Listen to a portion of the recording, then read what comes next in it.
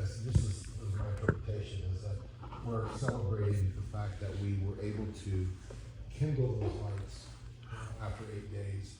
We had enough of the oil for 8 days, but to be able to bring more in and then start the process of rebuilding. Interesting. It sounds more, in the higher spheres a little bit. That's definitely true, everything you're saying, but let me ask you, why can't we do that for eating and drinking? Well, I would imagine that, in that period of darkness, that's not something that we would be thinking about at that time.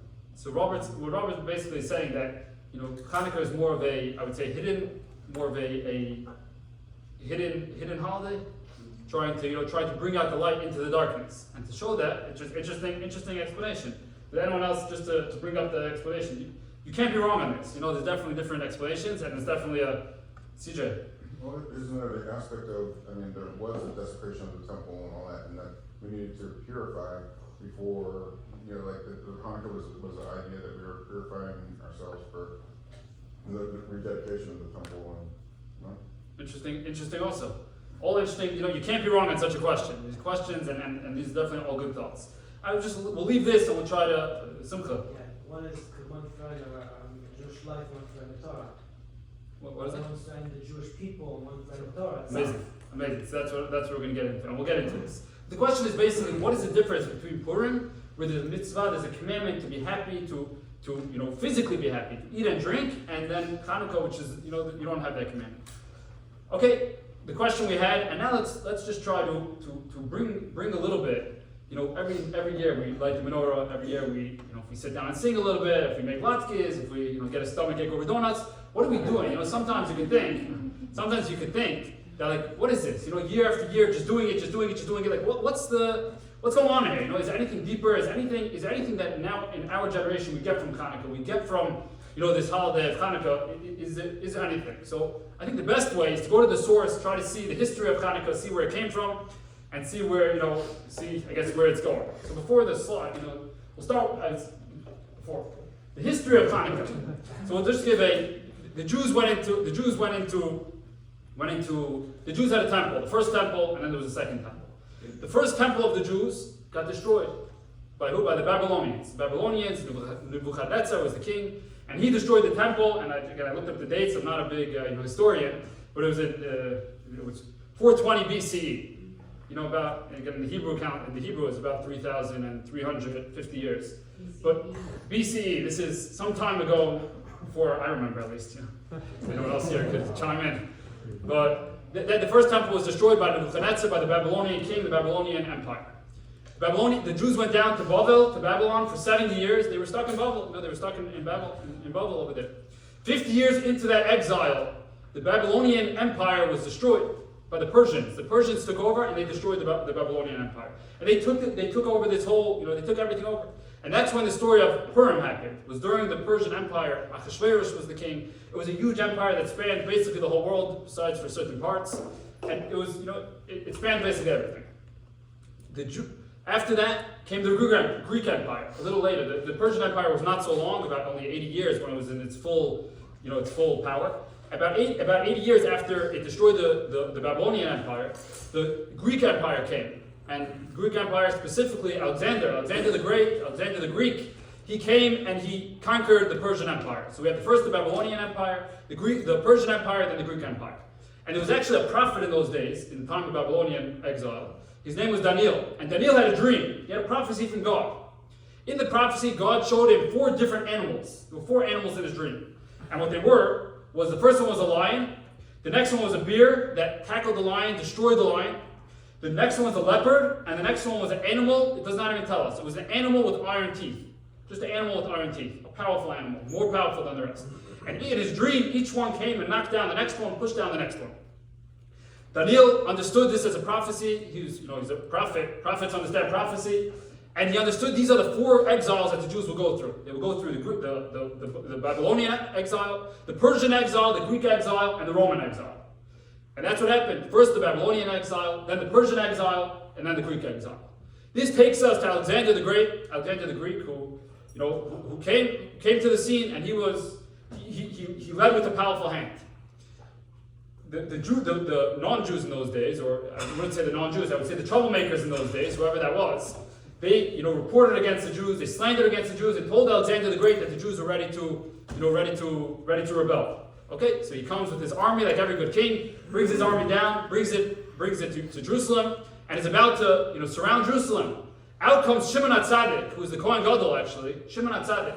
And he walks, he dresses up in the begadim, in the clothing of the Kohen Gadol, and he walks out towards Alexander the Greek, and he meets him. Alexander the Greek, who was not a Jew lover, was about to, pull out his sword when he saw Shimon HaTzadik, and he bowed down to him. He bowed down to Shimon HaTzadik. And his guards asked him, he's a lowly Jew. Alexander the Great, you're the greatest of the great. Why are you bowing down to him? And he said that before every battle that he fought, he said, I've seen the face. Please take a chair, please. Whoever, take some food and take a chair. Food, I think, is more important, but the chair also. But yeah, some beer. So he said that before I fight any battle, I've seen this face of this man, Alexander the Great, Shimon HaTzadik, and he felt that because of that, he was successful in battle. And he said, I'm not starting up with this temple where they pray for me, just like here we pray in the synagogue every Shabbat. We pray for the United States, we pray for Israel, and we pray to God that they should watch over these nations. That's it, because we're living in such nations, Israel, because it's Israel, and America, we're living in it, the good that they do for us. And he said, I'm not touching the temple. And since then, he was a good friend of the Jews. It's actually an interesting story with Alexander the Great, that he came to the temple, they gave him a tour around the temple. And when he left, he said, I'm so inspired that I want a statue of me put up near the temple. He was the emperor, the king. And he said, I want a statue of me put up in the temple. And by Jews, statues, we're not so into statues, to put it mildly. Again, is it avodah zarah? Is it idol worship? Even if it's just for a king, but Jews put, if someone's going to come to the temple and see a statue near the temple, it's not going to look so good for the Jewish nation. So they didn't know what to do. We should put a statue, we shouldn't. So they told him like this. They said, Alexander, you are a good friend, Alexander the Greek, the Great. He said, what we're going to do instead is we're going to name every Kohen that has a son, every Kohen that gives birth to a son in the next little while. I don't know exactly how long. He said, we will name him Alexander. This is what he told. This is what they told him. And till this day, we have many Alexanders. I don't know if anyone here, his name is Alexander. What is it? Bukhar. They said, right. They said His last name's Alexander. So I don't know. But Alexander turned, because it's really not a Jewish name, but it became a Jewish name because of this story, which is a fascinating thing. How they, I guess it shows the Jewish mind, how they got around. Which reminds me, I'm sorry, I'm going a little off over here. It reminds me of an interesting story. That there was a rabbi. I just can't help. Those that know me know I can't go to sleep with a story in my stomach. So I'm gonna have to just get it out. There's a rabbi in Lakewood, one of the head rabbis in Lakewood, and he was going to a wedding. He was going to a wedding of somebody who he felt he really had to be there. It wasn't just a regular, somebody who really did good, for the yeshiva. I'm not sure if he gave money. I'm not sure if he did other things, but somebody who he felt he really had to be there. And he comes to the airport, and as he gets there, he sees that's it. He's backed up all the way. The security line. He tries. He's a rabbi. He's wearing a big hat, long coat. A rabbi like that, what's he going to do? Start jumping over the lines? It'll be in the news. Rabbi from Lakewood jumps over lines. It's not. It wouldn't go good. So he's looking what to do. He did. So he decides he's going to walk up, and one by one he taps everyone on the shoulder and says, Mister, I see you're waiting for a flight. You're probably in a rush. I'm a rabbi. A big rabbi of a big school. Can I go in front of you? I'm on the way to a wedding to officiate. Can I go in front of you? And okay, most people, if a rabbi would come over to you, if anyone would come over to you and say, I'm in a rush, most people would let you go from, okay, so he walks person, he's halfway down the line, and he sees it's not going good. He sees this person, as he gets closer, he sees this person with a huge, big guitar, big, burly person, with a guitar on his shoulder. We'll leave all the descriptions away, but let's just say he did not look like he looked like on the lower part of society, and he realized, Rabbi, all these things are not going to work. The rabbi's speech, it's not going to work for him. So he comes up to him, and as he realizes it's not going to, he says, how are you doing? I'm a rabbi, I'm going to officiate, can I go in front of you? So the person says, I don't care who you are, rabbi, I don't care what you are. I'm here also, he said, I'm late to, I think, I'm not familiar so much, maybe I'm late to a gig, I'm late to a music gig. He said, I'm late to a gig, I don't care who you are, I don't care what you are, I don't care where you're late to, I'm late to a gig, and I'm not letting you go first. So here we have a rabbi from the biggest school in Lakewood, actually now has close to 8,500 people learning in it, and this person who was late to his gig, who the rabbi did not feel like starting up with. So, many of us would be stuck. So he turns around and in a split second he tells him, he says, I think his name was Greg. He says, Greg, he says, perfect. He says, it's amazing. You're on the way to that gig, and I'm so, I really wanted to get there on time. Come with me, hold my hand, and let's walk from person to person and tell them, that I'm a rabbi, and you're Greg, I'm late to a wedding, you're late to a gig, and we'll go. And this is what happened. It was actually in the news. In the news, there were pictures of it, of a rabbi he looks, his white beard straight down to here, coat and everything, and he's walking with this person who, to put it mildly, like we said, is from the lower parts of society, and they're walking through the airport and speaking to every person, and he said, I'm a rabbi, I'm late to my wedding, he's Greg, he's late to his gig, and like they said, anyone looking at those two was just like, yeah, please, rabbi, please, wherever you gotta go, I'll carry you there. That's it. Okay, sorry. So a small, getting back to the story. I don't know the story, but getting back to where we are is Alexander the Great was actually a good friend of the Jews, and until this day we have people named Alexander because of him. But as as it went in Egypt, as it went in, I would say, as it went in Nazi Germany, as it went in many countries, countries start off well, and then the different leaders take over, different governments, and as these things go, the Greek people started becoming less friendly to the Jews. And now, if we'll just look over here, just to help me, go through the story a little bit. I'm sorry. When the Greek soldiers came to the Middle East, they brought with them many aspects of their culture. So you have the Greek nation over here, the Greek monarchy, the Greek empire, and it wasn't the Greeks like the Babylonians. They were not high educated people. They were not. Again, I'm not a historian. If someone studies this topic specifically, I would love to hear after what they know about this. But they, from the research that I did, the Babylonians and even the Persians were not known to be of high caliber in education and in beauty and these type of things. The Greeks were on a whole different level. They came and they said, we're here, and they were educated. Their language was beautiful, the way they spoke. Their wisdom was amazing, and in the Talmud you find this, that the wisdom, Chachma Yevanit, it's called, Greek wisdom, and even the rabbis used to learn it to find out different things. It was very, their culture, it was a beautiful culture. They came, including art, including art, philosophy, architecture, and sports. Okay, all these things. Basically, it's a real empire. Next, and this is basically called Hellenism. Hellenism, basically, what Hellenism is, the Babylonians, they just came and they wanted to eat and drink. They were, good people. They just, kill some Jews on the side also. The Greeks came with the whole philosophy. They were Hellenism. Hellenism basically is the belief that the belief that the person is the main creation of this world. They had their gods also, but the person, we basically worship the person. And when a person worships the person, what does that mean? It means feeding it. It means giving it to drink. And it means, sports, beauty of the body, bodybuilding to an extreme. Because if all we have in this world is the body, and that's what we have, then of course, the more we put into it, the more we build it, that shows that we have more. And that's basically what Hellenism is. They came and brought Hellenism not just to the Greek Empire, but the Greek Empire spread out to much of the world. And because of this, they kept on, this is one of the central themes of Greek. You only trained for 12 hours, so you got one of the central themes of Greek culture was humanism, or Hellenism, which is the belief that humans are at the center of everything. Basically, you have those two people who, for those that can't read it, it says, then I came to the conclusion that the greatest cause for humanity was me. So that's basically what it is. It's a joke, it's a little comic, but that's basically what it is. That the world was created for people, and people are the main thing of it, and everything serves the people. The sun, the moon, everything serves the people. And we don't believe like that. What do we believe? This is very different than Judaism, which looks at God as the center of everything. God is in the middle. The world is around it. The sun, the moon, everything is around to serve God.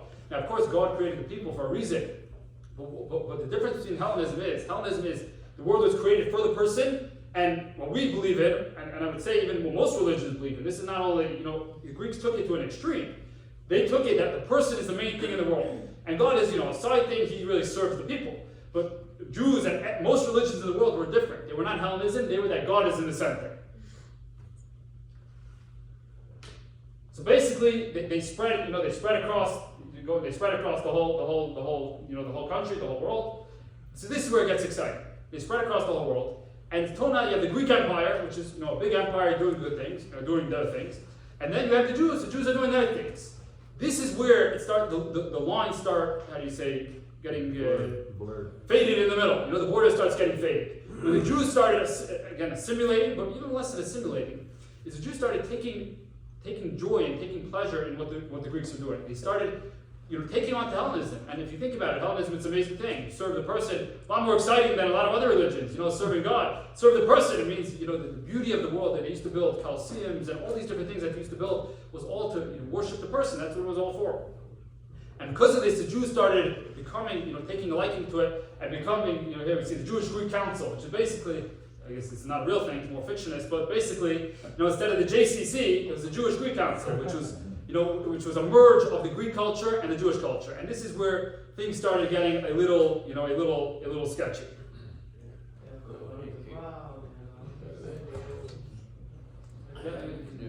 So it's actually interesting. The word gymnasium, I checked this out. I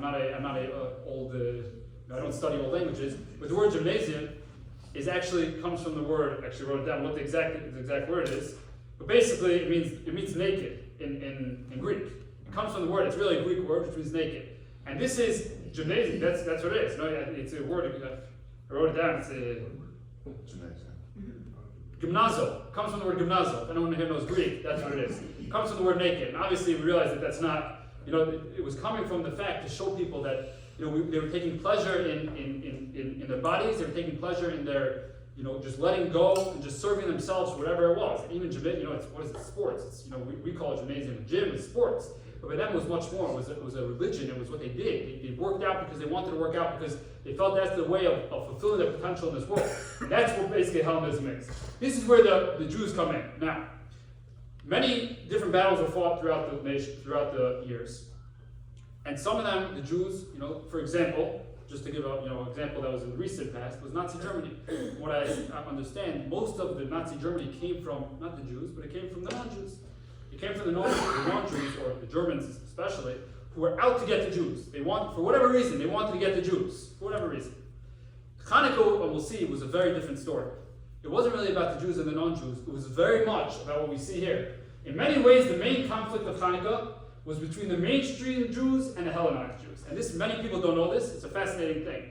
The nace of Chanukah, and the miracle of Chanukah, and the troubles that started because of Chanukah was really because of the Hellenized Jews, was the Jews who did not adapt, were adapted to the Greek culture, and because of that, they sided with the Greeks, and they wanted to pull more and more and more. They started to pull, that the rest of the Jews should go with them. And this is really what the main conflict was. This is really what the main conflict was. Now, what happens is we have the Greeks, we have the Jews who are Hellenized a little bit, and then we have the real Jews. To continue the story, basically, what happened was that the Greeks are fine with the Jews, no problem. Greeks and Jews living happily next to each other. What happened was, little by little, the Greeks started getting more Jews on their side, and little by little they started looking at, like we call the right fanatic Jews. The right fanatic Jews, those Jews that that are just doing their thing, doing the mitzvot in those days, doing the commandments, and they couldn't take to this. They were like, what's going on here? As long as the Jews were assimilating to us, enjoying our things, but here the Jews are like stuck in the mud. What's going on here? And this is really where the friction started. This is where the friction started. Okay, these just to bring the recent. This is the history of how it broke up. I'm not such a historian, so I'll leave it for everyone just to see that the Greek Empire broke up into three different things, just to speed through the story a little bit to get to the next. Where Israel's smack in the middle by that red one smack in the middle. Bring a little farther. Yeah. So here we have Antiochus. Now, for those that, I don't know if this is Antiochus, but it could definitely be. Nobody can prove me wrong, which is interesting. I grew up in Boston, Massachusetts. And there's one famous picture, for those that are familiar, of the Chafetz Chaim, who lived about 100 years ago, a big rabbi. He's a big rabbi, and there was never any pictures about him. There's one famous picture of him sitting in front of a house in Radin, where he lived back in Europe. And he died in 1933. So I'm talking about the picture's 100 years old. And there was one person in Boston where I lived. He was a Holocaust survivor, actually a partisan, and he claims that he's the little boy. There's a little boy in the picture. He claims that was him. He claims it's a famous picture throughout for whoever is involved in pictures of the Chafetz Chaim. It's a famous picture, and he claims he was that boy. So, and he always said that I'm that boy. He said, but nobody can prove me wrong. He said nobody was there. Nobody's my age. He just passed away about 100 something, and he said nobody can prove me wrong. So that's similar over here. I guess nobody can prove me wrong. This is not Antiochus. But basically, Alexander the Greek. Let's speed up to the story of Chanukah. Let's get straight into it. Basically, Alexander the Greek dies. empire splits up, and Antiochus comes into rule. Antiochus is here. Antiochus is a good friend of the Jews, no problem.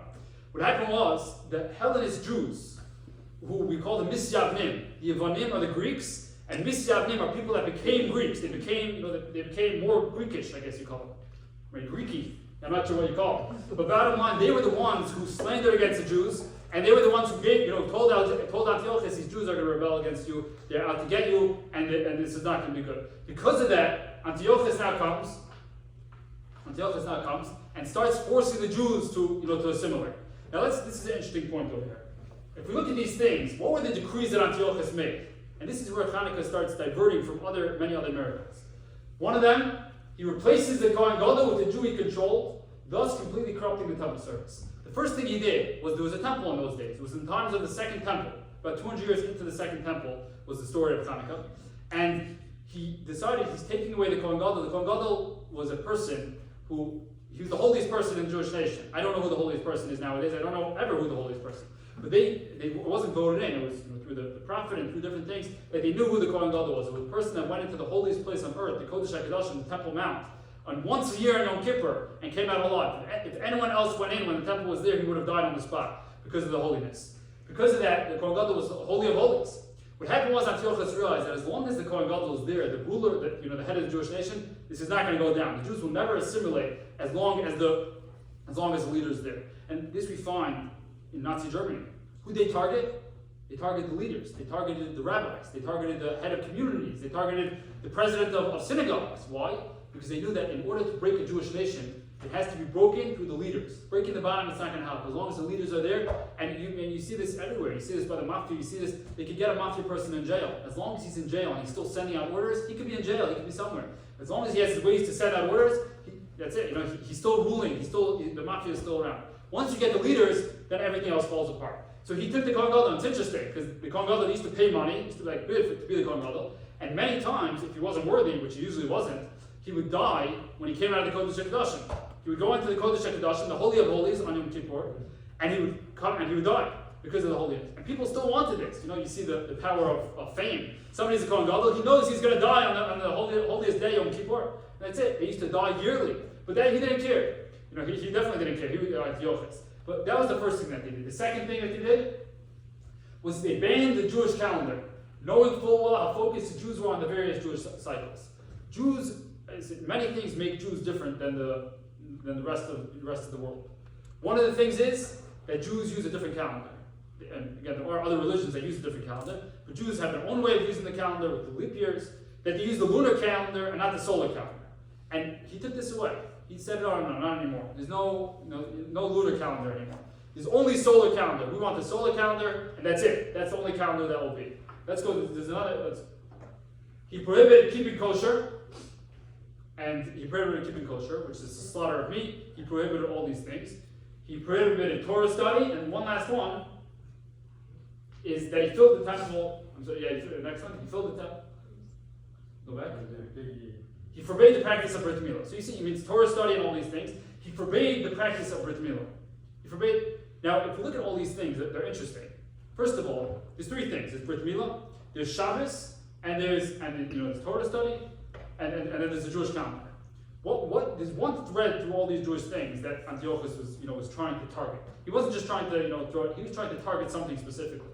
And if we look at the thread, Brit Milah, most Jews in the Jewish nation, even very unaffiliated Jews, in Russia, when they were behind the Iron Curtain and there was so much, many people didn't know anything about Judaism. One of the things that they tried to keep, that they tried to push, was circumcision. Why? Because people know that Jew, was the first mitzvah, the first commandment given to Abraham.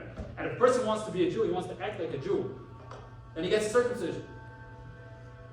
Oh, that was my computer. I just said. That's the first thing, and therefore, he targeted that. The identity of a Jew is through circumcision, and therefore he targeted that. The other thing is Shabbat. Shabbat is a person who knows about Shabbat or who feels Shabbat. It's one of the os. We say osi beini uvenecha. Shabbat is a connection to God, but it's not just a connection. It's a sign. It's a sign, and the Chafetz Chaim says an amazing mashal. It says an amazing parable about Shabbat. He says you come to a store. and you bang on the door, and the lights are closed. You come to, let's say, Bob's barber shop, and the lights are closed. So how do you know if he just went on vacation or he closed down shop? What's the sign? What's the sign to know if he went on vacation or he closed down shop? And he says like this: if the sign on top of the store says Bob's barber shop, he's still there. He went away, or he fell on hard times. He'll be back. Whatever it is, he's still there. If he took down the sign on top of the store that says Bob's barber shop, that means it's over. It means he closed down. You don't take down the sign. Someone goes on vacation for a week, he doesn't take down the sign. Shabbat is something that if the Jewish nation has Shabbat, it's something that as long as the Jewish nation has Shabbat, it's something that it's a sign together with God. It's a sign. Somebody could be far away. If he knows Shabbat and he feels Shabbat, then he still has that connection. He shows that, he could be other things he's doing, but he's connected to God. He knows the Shabbat and he's connected to God. He was trying to target that also. And the other thing was he was trying to target the lunar calendar, because that's something, all our Yom Tovim, all our holidays are all based on this. And if we don't have the lunar calendar, everything is going to be in disarray. He was trying to target the Jewish nation. He was trying to target the Jewish nation, the soul of the Jewish nation. Not once, not one of these things did it say that he was trying to kill the Jews. There was one picture, but it's not really, he was not trying to kill the Jews. And this is where Chanukah is different than Purim. Chanukah is a time that he was not trying to kill the Jewish nation. He said, Jews, I love the Jews, they're my best friends, but I want Hellenized Jews. I want people that are going to accept the Greek culture, and I want people that are going to become part of the Greek culture. And if I have those Jews, I want the Jews. Jews are good, they're money-minded, they're business-minded, they're politics-minded, they love all these things. I want the Jews. I want to run a government with Jews. I want to run businesses with Jews, banking industry, all these things the Jews are there. Why do I want to kill the Jews? Not once did he want to kill the Jews. Jews, of course, got killed because they wouldn't listen to these rules. But not once did he want to kill the Jews. On Purim and everywhere else, you look through many other wars, they said we want to kill the Jews because they are bad, because they're bad people, because they're inherently bad. This is the difference between Chanukah and Purim. This is why on Chanukah, there's no mitzvah, there's no commandment to eat and drink. Because it wasn't targeting our bodies, it was targeting the soul, it was targeting the identity of a Jew. That's what Antiochus was targeting. And because of this, we celebrate. Because of this, we celebrate. We celebrate how? By singing to God, by praising God, by praying to God, by lighting the menorah with things that speak to the soul. Purim was a time when he tried killing our bodies. And when he tried killing our bodies, we celebrate with our bodies. But getting back to the Chanukah story, they forbade all these things. They forbade all these things that that people did. All these things that were Jewish identity. Now, of course, whenever there's something forbidden, you always find a Jew there. To always fight against it. And that Jew looks very passionate about what he's Nevertheless, many Jews passively resisted. He doesn't look like he's so passively resisting with that horn in his hand, but doing the practices despite the prohibition. The Jews fought against this. Of course, there were the Hellenized Jews who accepted the Greek culture, but then there were the Jews who fought against it, and fought against it they did. They went and they fought and they fought and they fought. And it reminds me, when I was back in yeshiva, when I was in Jewish school, before I got married, so the rabbi was once speaking to us. He's like, everybody, just come to Shachrit, just come to morning prayer. Your boys, of course, you wake up, alarm clock beeps, you press the snooze again, you turn over and press the snooze.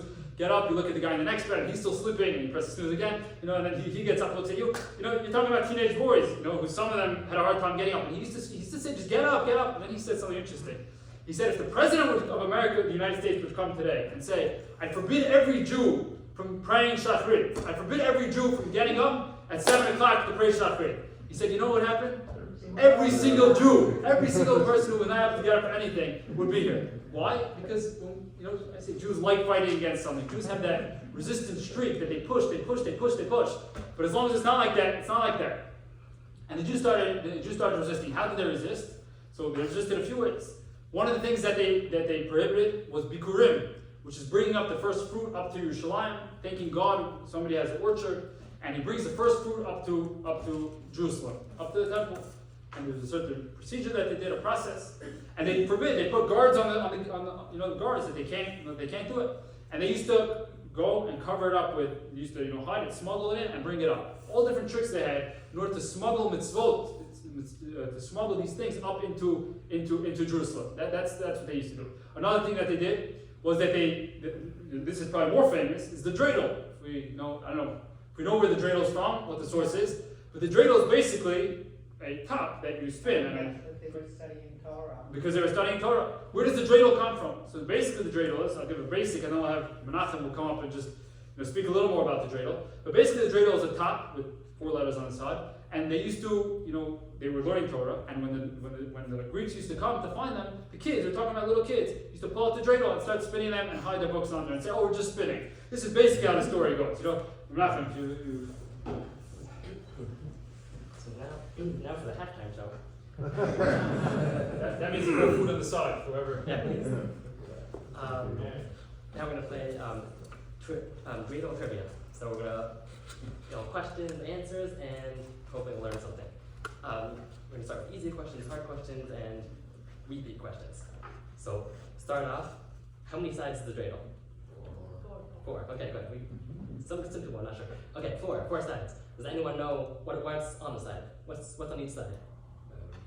Letters, good. Hebrew letters, okay. Yeah. So anyone know the letters? There we go. You ready? Neis Gadol HaYasham, right? Neis Gadol HaYasham, or Po, if it's in Israel. Yeah, it's Non Gimel Hey Shin. Okay, now, okay, if you're in Israel, who knows the gematria of that? The value of those letters? If you want to do math. Each letter has a value. Yeah, Non is 50, Gimel is 3, Hey is 5, and Shin is 300. So altogether, that's 358. Okay, what is right? We had said one thing it stands for, Neis Gadol HaYasham, that a big miracle happened there, and that's talking about Israel. And in Israel, we actually have, right, like Sammy said, Neis Gadol HaYapo, Neis Gadol happened here. But I think this standardized one is Neis Gadol HaYasham, and that's one thing it stands for. And the value again is 358. Does anyone have any words for 358? Any words? No, okay. I'm not good with gematria either, but I saw this written down. One is Nachash. Yeah, Non Chas Shin, 358. Nachash, the snake, right? Of course, in Judaism, the snake is the first snake, and with the Adam and Chava, Adam and Eve, 2 right? So that's usually we refer to that as the lowest of the low. And okay, one more word with 358. Don't take yours. There we go. Mashiach. Yeah. Mem Shin Yod Ches, that's 358. Mashiach, right? And that, right, is what we're hoping for, and that's the highest, right? So the dreidel represents the lowest and the highest highest and lowest people. Just as what I said, who knows what's the longest spinning dreidel? What's the record for the longest spinning dreidel? Anyone? How long did you spin the dreidel for? Never tried. Couple seconds. Yeah, I'll say that in Friends out in Turner for a long time. So I couldn't believe this. I feel this year I didn't try it yet, but I feel like I can move better than this. But 18 seconds. That's the longest spinning dreidel. But Is there official dreidel? yeah. Depends what kind of dreidel. If it's dreidel and spin, some people can spin for like 5 minutes straight. Well, not the Bible ones, not the lecture ones. One straight. One of the strings that are staying, you can spin for like 5 to 8 minutes.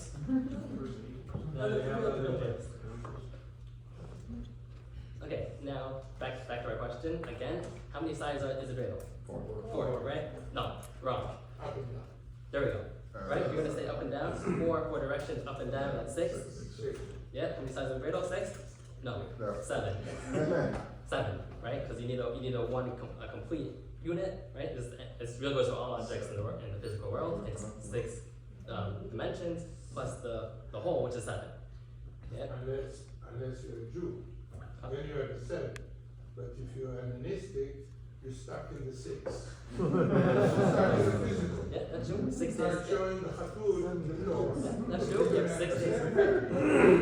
Like Sam was saying, 6 days a week. 7th day Shabbos. Yeah, we have the not holy if the Shabbos is holy. So that's 7. But yeah, and here's a good question. Yeah, anyone heard of a grogger? Right? Yeah. Right? Mixing up current, drinking. Okay, grogger. Yeah, grogger spins also.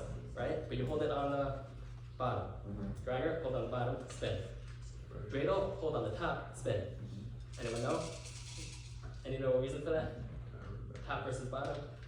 So, like Naaman said, Purim, again, is the whole story is God was hidden, right? In the whole Megillah, we don't mention God's name. It's not his name's not written in the Megillah. God's hand was hidden in the miracles. By Chanukah, right? And we're going to get to the second half, but when we won the war, God's hand was apparent with all the Nes Gadol, big miracles, right? So that's God on top spinning, and or us on below. We think by Purim, we think it's us or spinning.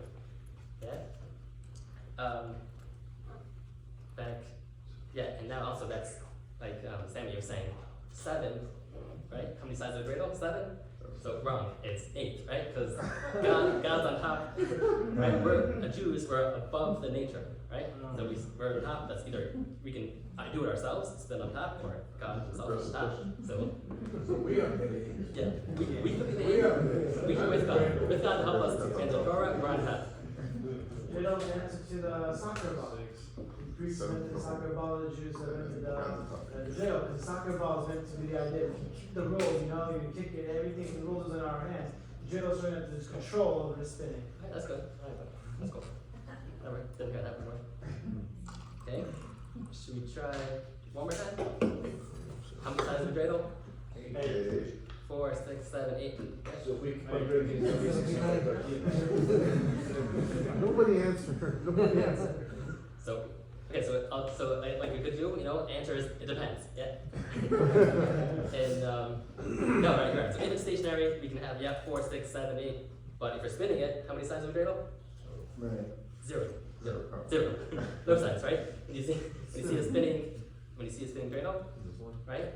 You don't see the side, so you see one side. Look, we'll give you that. One side. See the circle.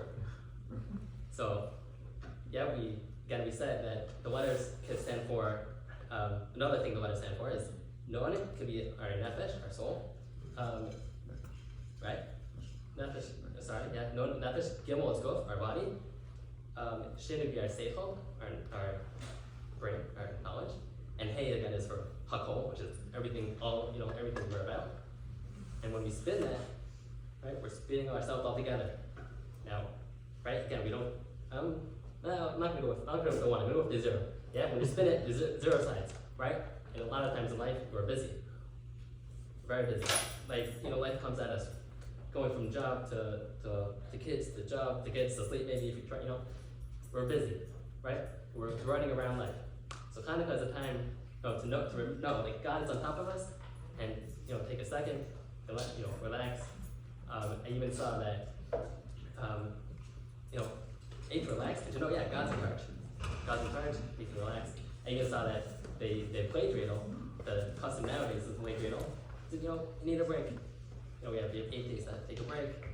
After we lit the menorah, we ate all the lot because we had a stomachache from the donuts. Relax, play a game of dreidel. And that's just a lesson that this year I was looking for a lesson in the dreidel, but just take it easy, relax. But again, this is all in order to the next day get up and do do our job in this world and to do mitzvahs. And that's it. Continuing the story, they say Jews drive me crazy. Not to be definitely all those numbers, But now we're getting actually to the real story of Chanukah. Let's continue. Until one day, like every good story, the action starts on one fine day. I don't know if it was sunny or rainy, but it was one fine day when the action started. There's somebody by the name of Matisyo. Matisyo was a king, he was a Jew, and he was an elderly Jew. And I'm going to try to give over the Chanukah story the way it's, the way I understand it, and the way I think it may be a little misunderstood sometimes. Matisyo, we have to understand, was a Jew, like we spoke about that rabbi. I don't know if he had a long white beard, but he was a saintly Jew. He was a Jew who studied his whole life. He did not go to a military academy. He did not do all these things. And that he lived with his son. He lived with his sons, 5 sons. In Modi'in, he went off. He wanted to serve God. He said, I don't need this. I want to go serve God. I don't need this whole, the Yevanim of it. Let me go to Modi'in and let me go serve God over there. The Greeks hear about this, and they come into Modi'in. They decide, Matisyo was there. We're going to go there. He was the leader of the Jews. And he said, we're going to go to Modi'in. They demanded a volunteer to sacrifice a pig to a Greek god. The whole story of Chanukah starts from here.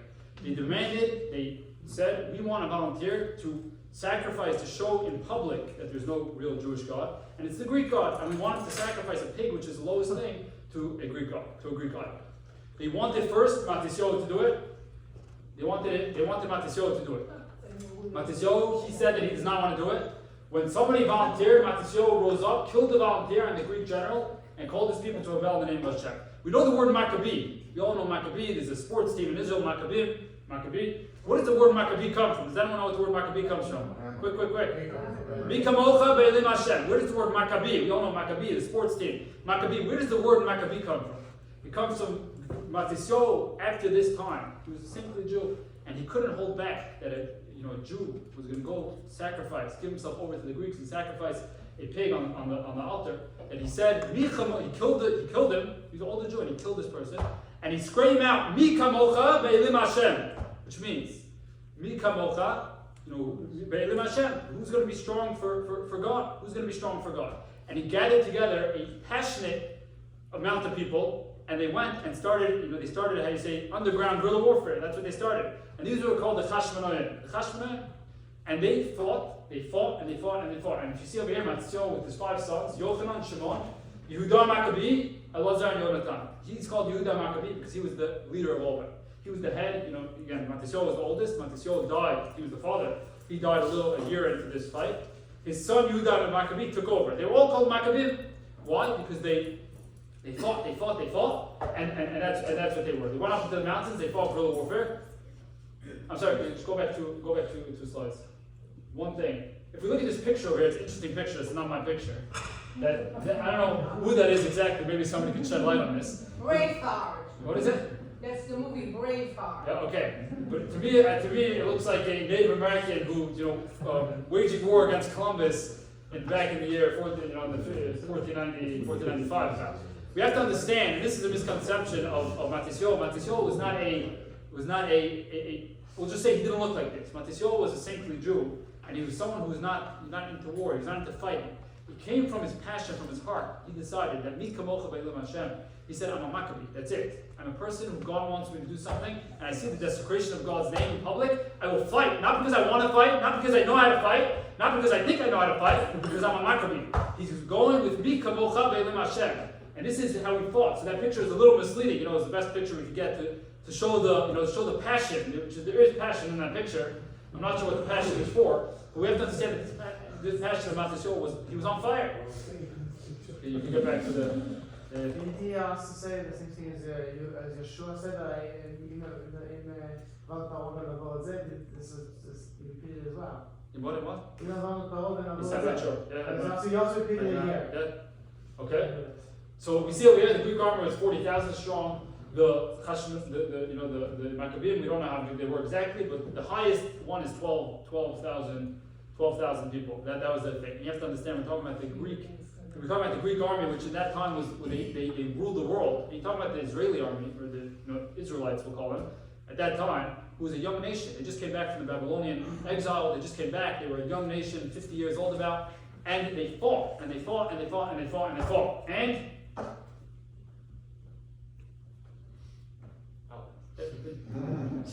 the war would last a total of 25 years, with many casualties on both sides. Many people would die. 3 years into the war, the Jews successfully conquered Jerusalem. This is the Nes of Chanukah, that the Jews were such a small people. We say in Al-Anisim, Rabim bi'ad ma'atim. Many people were given over into the hands of small. Tmeim bi'ad ta'orim. Impure people were given into the hands of pure people. Rishonim bi'ad tzadikim. Not pious people were given into the hands of pious people. And we say this in Al-Anisim on Chanukah, that God gave this huge army into the hands of these people who were not well versed in war. They were not well, they went out to fight. Why did they go out to fight? They fought because they had a passion. They fought because there was a desecration of God's name happening in this world. And because of that, they fought, and not only did they fight, they won. The war took 25 years. 3 years in, they conquered Jerusalem. They conquered the temple. They recaptured the temple, the Jews, and they conquered the temple. When they came to the temple, again, this is a story many of you may be familiar with. When they came to the temple, they found it totally, defiled. Totally, everything was thrown about. They did not destroy the temple, the Greeks. The Greeks did not destroy the temple, but they did a good job at, running it down to the ground and really, I don't know if exactly like that. They looked for oil. They looked for oil in order to, in order to light the menorah. One of the things, rituals we do in the Beit HaMikdash, in the temple, is to light the menorah. They found one little small glass. Let's try it. I won't try it in time. The miracle lasted 8 days. You hope this won't last 8 days over here. Basically, so that's always there. Basically, what happened was that the temple was rededicated. This oil was found. This small flask of oil was found, and they lit the menorah. It was enough to light for 1 day, and it ended up being lit for 8 days. This is the miracle, as we call it. So when we say Chanukah, the miracle that they rested on the 25th of Kislev, it was that they rested from this tremendous war that they fought, and they didn't really know how to fight, and also that they were able to light this menorah for 8 days. Now, I want to pose a question to the audience. The menorah, they found enough oil for 1 day. For 1 day. Now, that oil lasted for 8 days. Amazing miracle. Oil for 1 day lasted 8 days. Why do we celebrate menorah? Why do we celebrate Hanukkah for 8 days? We should celebrate it for 7 days. Let's get the question. Why do we celebrate it for 8 days? The first day was not an ace. The first day was just a simple, they found the oil, they put it in the menorah, and it lit. Like we say in English, beep whoopee. Now what's the big deal? So it lit. That's what oil does. Why is the first day? We should start Hanukkah from the 26th of Kislev. And Robert, you look like you're jumping out. Well, okay, so. Take it with Maccabee passion. So I'm assuming it took about 8 days to go find the Purified oil. Yeah, to find the olives, press it, make it pure, bring it back, and so it takes 8 days to do that. The process. Well, also, when they're in clean, So again, my question is, why do we celebrate Hanukkah for 8 days? The first day was not a miracle. The first day the oil lit because the oil lit. This next 7 days was a miracle that oil that was supposed to light for 1 day just continued lighting. The miracle is that it bought us time to go ahead. But how did, again, They divided it to 8 portions, sorry, so and there's each many, one lasted there's many, a full day. amazing. There's many different answers to this. And there's actually a book written with 101 answers to this question. This is probably, for those that are familiar with it, it's a very famous question. And it's something, I always say, why is there so many answers? Because everybody in Hanukkah gets together and they have a party together. And if somebody wants to say something, we'll make up another answer. It's a time that you have 8 days to do this. It's like the 8 days. It's stretched out. There's 101 answers, and there's many more. One of the answers is that they split it up into 8 little parts, and because of that, because they split it up into 8 little parts, the first day was also a miracle. A little part, went the whole time. Many different answers. CJ? they did what they could, and then Hashem came in and So that's not it. So why is the first day a miracle? It was a miracle that there was something there to begin with. Okay, but I wouldn't call that a miracle. You're looking for your keys and you find your keys. I don't really call that a miracle, but it's just Sometimes it is. So I think just depends where you are, depends who you are. It depends how many kids you have. 7 plus 1. What is that? Can also be like the 7 plus 1. 7 plus 1. Referring to the hand of God and the miracle that happened there. Amazing. So The question is plus the 1. yes, and there are many answers, and I don't have the book personally, but there is a book like that. But I think the answer that just speaks to me the most, and I think it's an important part, is that we have to realize that every day we go through lives and we see things and we know things and we don't realize that God is running every single day. When do we realize that God runs our things? Somebody gets a flat tire and he's speeding, he's driving, gets a flat tire, his car flies off the road, not on any of us, but just imagine such a case, flies off the road, hits the barrier, jumps over, and lands, flips over twice, and lands on the tires, everybody comes out unharmed. What's the first thing you walk out? You walk out, you open the door, first thing is like, whoa, I'm still alive. The second thing that he thinks is, wow, did God just brought me through that? I flipped over twice, and I landed, and I'm here still, everyone's fine? When do we realize that God runs the world? When there's a miracle. Every single day when we light, on Shabbat, whenever we light oil, we light a candle, we don't realize that there's a miracle going on. We don't realize God's running the world. The first day they didn't realize, okay, like we said, we found the oil, we lit it, amazing. When did they realize that every single day God runs the world? When this oil just kept on lighting, kept on going. Then they realized, he's God. The first day was also God. It's coming to show us. 7 days was the miracle. The first day was God. The first day was also God. And the same God that was able to light it for 7 days was able to light it for 1 day. That same God that did it brought awareness that every single day that people, that people are doing things, natural things, it all comes from God. And I just want to step down for a second, give Yehuda Grossman he'll just say the basic laws of menorah, and we'll try to finish up with the.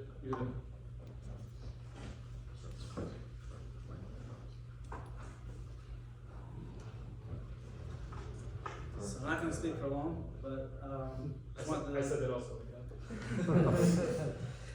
So the basic question is why do we like the menorah? Why menorah? What's special about the menorah? And I'm going to just pose a few different different interesting cases that will bring out the point, and then get to that idea. One question would be, let's say we know that part of the point of the menorah is we put it in the windows, we put it that everyone should be able to see it. It's about letting everyone know and making everyone hear about the nace. Everyone should find out about the miracle. And one question would be, let's say a businessman is on a business trip and he comes home late at night, and everyone is sleeping, the whole place is sleeping, and all of his family members are sleeping. Can he light the menorah then? Nobody's going to see the menorah to remember about the miracle. Is that considered a way of doing the mitzvah? And two is, let's say the other extreme, a pauper. Someone's very poor. He only has enough money for either kiddush for wine for kiddush on Friday night, or for lighting the menorah. Which one comes first? Which one has the priority in order of what he should buy? Another question is, what's the order of lighting? When we light the menorah, right? We know that we start off with one light on the first night, and then as the nights increase, every additional night we light another candle. So where do you start from? How do you? Is there any order of significance of where we start the menorah from? So again, like I said before, that I think the common thread with all these questions is that we're going to use to answer all of them is that ultimately the principle is to try to get the nace out as much as possible. So with regards to the businessman, Mishabura does say that if someone comes home at 2 o'clock at night and his family members are sleeping, he should try to at least wake up some of his family members that they should be able to see it, and then he could light with the bracha. He can make the blessing on it and light. This way his family members at least will see the miracle. With regards to the poor person, the Gemara says that Persume Nisa, letting people know about the nace, is more important than even having the wine for Kiddush on Friday night, and therefore he lights the menorah first. Buys the thing. And the answer in terms of which candles you light first, when you add the extra candles, is that you always start with the extra candle. So if you're lighting on a menorah, just to show this menorah, let's say. So if I'm lighting it from here on out to the left, so I'll start on the first night with the rightmost candle. The second night, I'm adding this extra candle because this is the second night. I'm going to start with this candle and then work my way back to the right. Yeah. The third night, from this candle, I'll work my way back to the right. Fourth night, and so on. Because the extra candle is the bigger miracle. That's the biggest. The bigger the miracle is. Unless according to his answer, what's your name? Bill. That every night you already split up the oil on the first night, so then maybe it wouldn't be a bigger miracle on the next night. But as we know, the more as the 8 days progress, the miracle gets greater. Okay, so just what are we commemorating with the menorah? Why is the menorah so important? We know that it was lit in the Beis Hamikdash. We know that there was a nace that happened with the menorah, but as Willem over here explained that very eloquently, that the main nace of Chanukah was really the war, how they won out against the war, the few against the many, the weak against the mighty, and the pure and the impure. So if that's the main miracle, why are we lighting the menorah? Why is that the way of commemorating it? So first of all, we know that the menorah was lit in the Beis Hamikdash, and the nace that occurred was with the olive oil. So that's another halacha is that l'chatchila we don't use candles or electric lights. It's best to use olive oil, particularly oil, but particularly within oil, olive oil, and that's because that's what the nace was used. That's what was used to make for the nace. So I just wanted to speak a little bit about that. Why the Maharal in Prague brings down that the reason why we like to use the candles that have the oil in it with the wick on top of that is that it connotes the pasuk that says Ner Hashem Nishmas Adam, which is that the candle person is the candle of Hashem is the neshama of a person. The soul of a person is like a candle, is comparable to a candle of Hashem.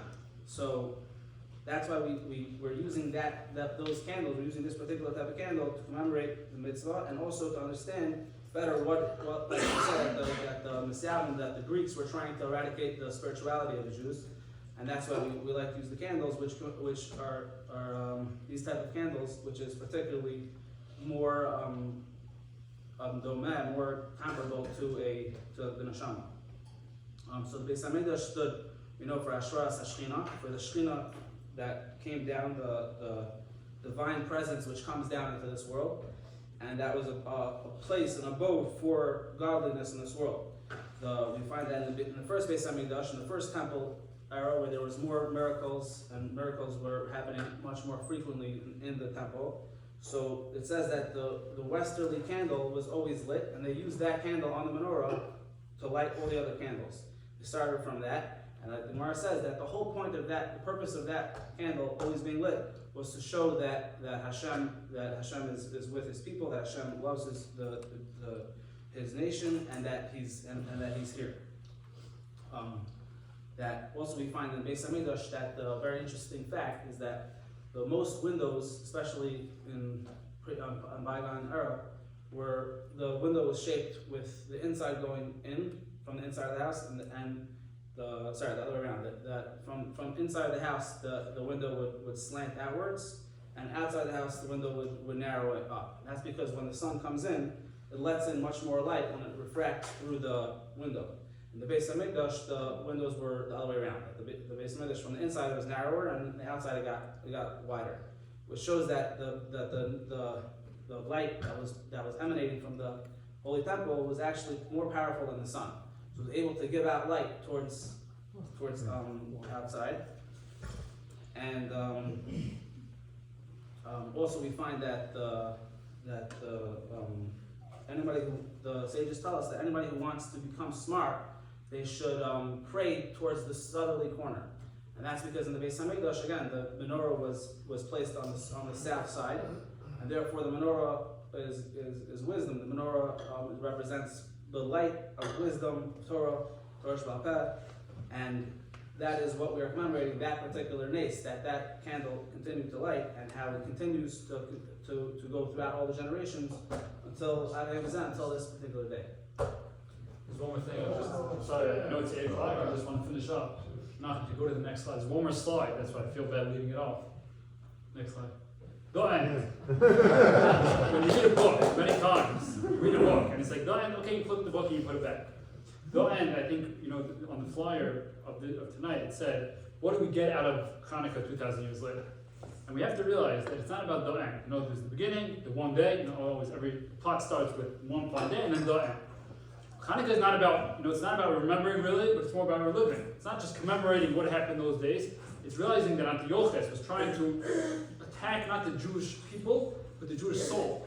And a person has to realize that nowadays, we still have a Jewish soul. We have the Jewish people, and we still have the Jewish soul. We have to realize that battle of Antiochus, and the battle of the Greeks and the Jews, and the Misyavnim, the people who became more Greek-ish, that battle is till today. Till today we have this battle. Everyone on his own level, everyone where he's at, everyone where what he's trying to do, where he comes from. But that battle is still raging today. Do'en is not about Do'en. It's continuing. We take from this Chanukah. We take from the whole miracle of Chanukah. When we light the menorah, when we see the menorah outside, we see that God stood up for the Jewish nation. God made this miracle for the Jewish nation to show them that the Jewish soul will never be extinguished. The Jewish identity will never be extinguished, and we have to take that to generations to take it for us, to give it to our kids, to give it to our grandchildren, in order to give this over that the miracle of Chanukah is not a one-time thing, but something that continues throughout the generations. Thank you everybody for coming tonight. Whoever was too bashful to get food before, please take now. Thank you. The soldiers only in Israel.